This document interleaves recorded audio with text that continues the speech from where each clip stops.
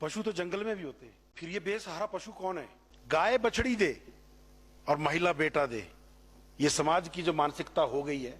इंसान ने प्रकृति के संतुलन के साथ जो छेड़छाड़ की है, मेरा ये मानना है कि हम बंदरों की जगह में पहले गए, क्योंकि ईश्वर ने ये धरती केवल हमारे लिए नहीं बनाई थी। इन प्रत्येक आवारा पशुओं के गले में एक रेडियम कॉलर का प्रावधान कर। बेसहारा पशु, इससे हम क्या समझते हैं?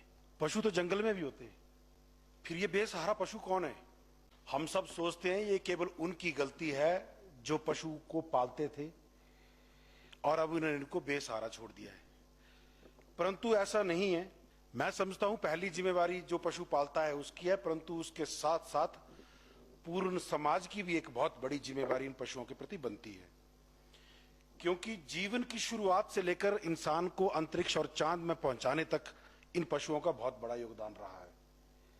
इंसान ने विकास के मार्ग पर चलते चलते उन्नति करते अपनी जरूरतों को पूरा करने के लिए इन पशुओं को जंगल से लाकर पालतू बनाया और अपनी साइंटिफिक नॉलेज के दम पर selective sex insemination, hybrid technique, ऐसी चीजों का इस्तेमाल कर कर अपनी तरक्की के लिए इन पशुओं का इस्तेमाल किया। और आज मुझे लगता है ये पशु अपने अस्तित्व के इतिहास में सबसे बुरे दौर से ये गुजर रहे हैं।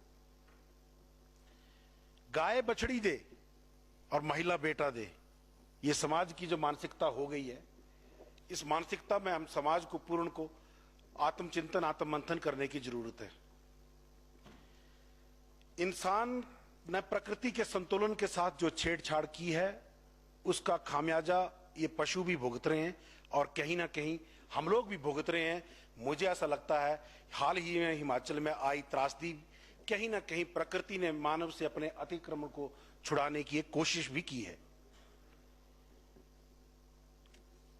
पशुओं को, इन बेसहारा पशुओं की रक्षा के लिए इस सदन में इस प्रस्ताव के चर्चा के दौरान मैं कुछ सुझाव सरकार को देना चाहूंगा।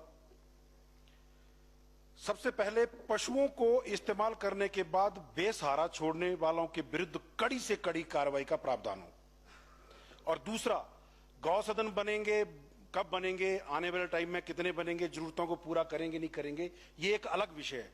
परंतु वर्तमान में जो सड़क पर ये आवारा पशु घूम रहे हैं, जिससे मुझे लगता है प्रतिदिन एक न एक दुर्घटना प्रदेश भर में होती है, तो क्यों ना हम त्वरित कार्रवाई करते हुए इन प्रत्येक आवारा पशुओं के गले में एक रेडियम कॉलर का प्रावधान करें, ताकि रात में जब ये दूर से चमकते हुए दिख जाएं, जिससे सड़क दुर्घटना में इन पशुओं की जान और इंसान की जान को भी बचाया जा सके। मैं आग्रह करूंगा कृषि मंत्री जी इस पर तुरंत विचार करें। इससे अगला कदम है, जिन पशुओं के कान में टैग लगे और वो आवारा घूम रहे हैं, इस पशुपालन विभाग को ये तुरंत आदेश जारी करें कि उन टैग से उन मालिकों की पहचान करके उनके घर तक उनको छोड़ के आए।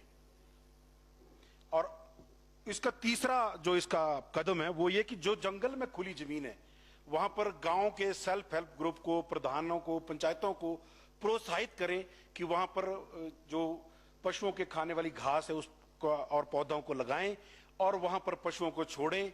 और फॉरेस्ट विभाग कई वर्षों से करोड़ों रुपए जंगलों में खर्च रहा है, तो क्यों ना उन जगहों की जो खाली जमीन है उसकी बाड़बंदी करें, जो आने वाले टाइम में रातों रात हम सोचेंगे गौ अभयारण्य बन जाएंगे, ऐसा नहीं होगा। आने वाले सालों में वो अभयारण्य का रूप लेंगे और वहीं पे उन्हीं अभयारण्यों में हम फलदार पौधों का भी प्रावधान करें।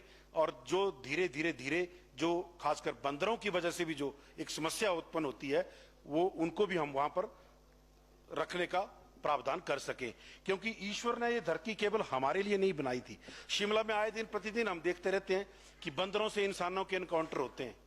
मेरा ये मानना है कि हम बंदरों की जगह में पहले गए। भाई ये जंगल तो बंदरों के पहले से रिहायशी स्थान थे, हम घुसे पहले, अब वो कहां जाएंगे बेचारे।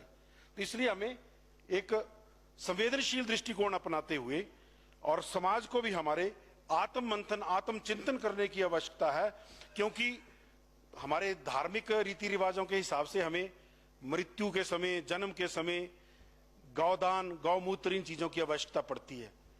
जैसा हमसे पूर्व वक्ताओं ने, माननीय विधायक आशीष जी ने भी कहा कि नंदी की मूर्ति के कान में अपनी मनोकामना को कहने से ज्यादा महत्वपूर्ण है कि हम साक्षात रूप में जो ये पशु हैं इनकी अब सेवा करें, क्योंकि इंसान की उत्पत्ति से लेकर इंसान को आज इस रूप में पहुंचाने में इन पशुओं ने बहुत बड़ा योगदान दिया है। माननीय सभापति महोदय, आपने मुझे चर्चा में भाग लेने का मौका दिया, आपका बहुत बहुत आभार।